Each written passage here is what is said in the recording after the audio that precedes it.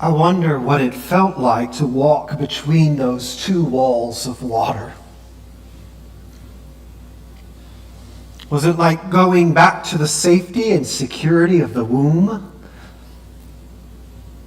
Was it like sinking into the depths without enough air to catch your breath?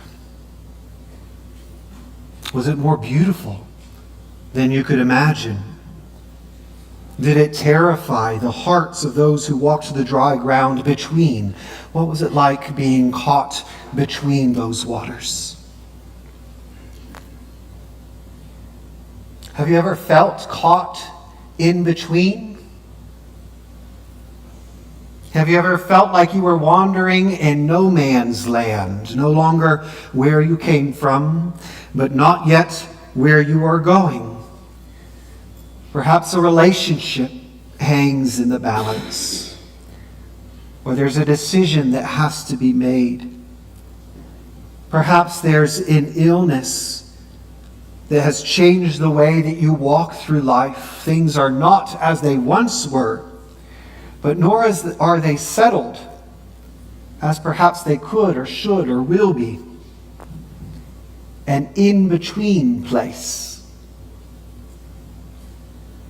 As they walked between the waters, the Israelites found themselves in a place like that. Not only the in-between of the waters, but the in-between of Egypt and the wilderness. The in-between of slavery and freedom. The in-between of the life they knew and the life they knew not. And the in-between for them felt unbearable. Indeed, with even the protection of God at their front and their back, the uncertainty was still so uncomfortable that they thought about going back. Going back to the hands of their oppressors, going back to the way things were. They cried out to Moses, "What have you done to us, bringing us out of Egypt? Let us alone, and let us serve the Egyptians." Life may not have been perfect, but at least they knew their lot, and they knew what to expect.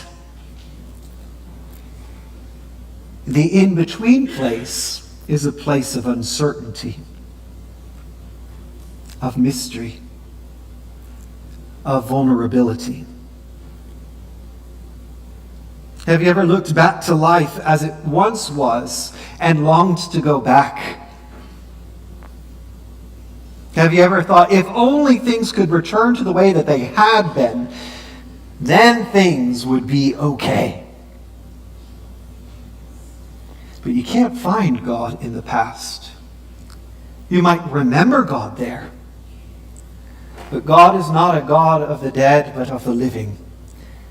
You won't find God back in Egypt, because God is here, in the in-between, in the uncertainty, in the mystery, between the waters. God is here.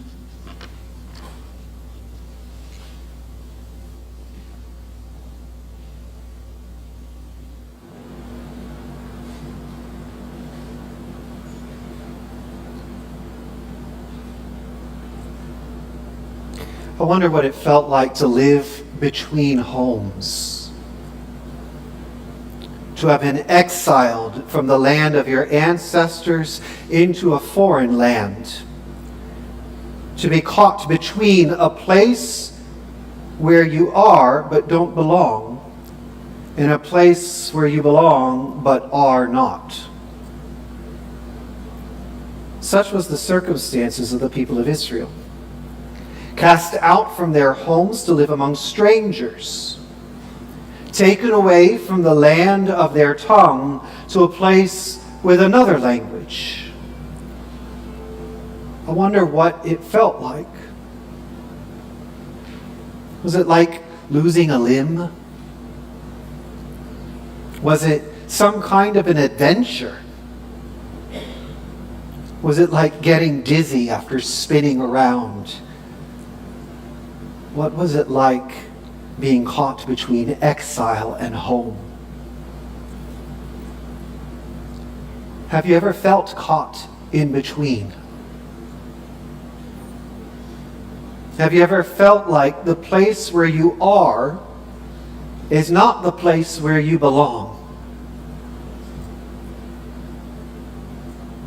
But in the place between, God spoke to the people of Israel. The Lord your God is in your midst. I will bring you home. With a word like that, it'd be easy to get lost in dreams of the future. It'd be easy to get drunk on hope and lose all sense of the present. When things get better, then it will be okay. When we go home to that place where we belong, then we will see God. It has been promised. Some glad morning when we leave this place, I'll fly away home. But hope does not neglect the present. For God is not only there in the future, in the place where things are the way they should be. God is here in exile. God is here in the in-between.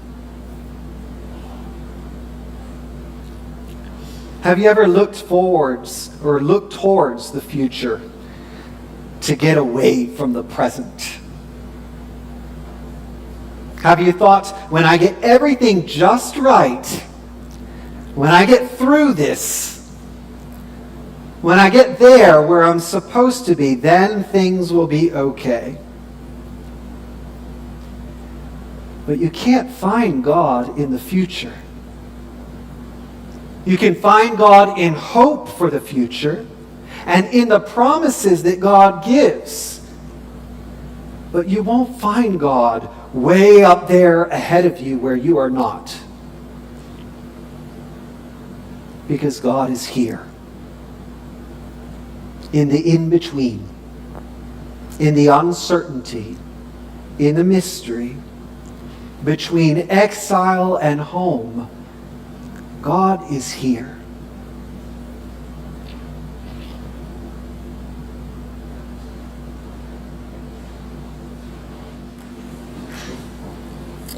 I wonder what it felt like to walk between the dark hours of night and the bright hours of day on the way to Jesus' tomb. Was it like waking from a dream and not yet knowing what is real? Was it like standing on the edge of something new without yet having the words to name it? Was it like searching your pockets and every nook and cranny for something that you lost? What was it like being caught between night and day? Have you ever felt caught in between? Have you ever found yourself in that quiet hour when one thing has ended, but another has not yet begun? When the past still feels close, but the future has not yet taken shape? The passage says they came to see the tomb. They came prepared for death. They came disoriented with a grief and a pain that was still raw. They came suffering from a profound loss.